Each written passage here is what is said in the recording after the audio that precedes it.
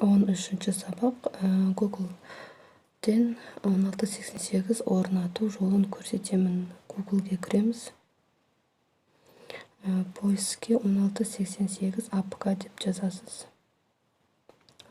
APK. Жазган убакта ушундай бет ачылады. Сол кезде мына бир турган биринчисин басамыз. Ашылган сәтте Android дегенди басамын.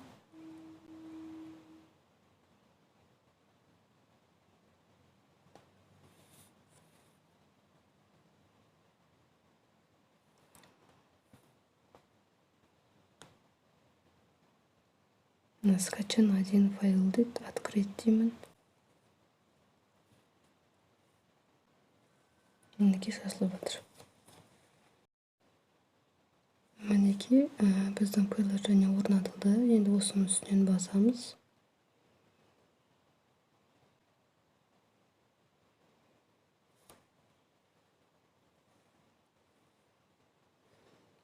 Установить деймиз.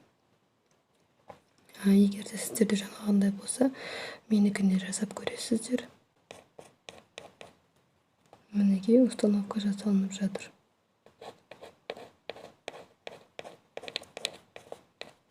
Открыть деймиз.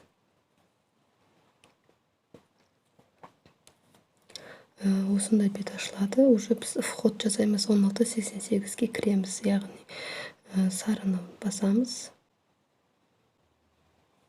Басқан сәтте осындай тұрады, сол белгіні басасыз, келесі көкті басасыз, одан кейін астына осындай шығады, отклонить дейсіз, астына көк галочка қоясыз, одан кейін көкті әліпбиді басасыз.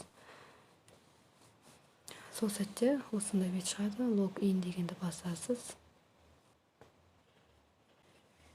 Мінеке сіз сайтқа кірдіңіз деген сөз.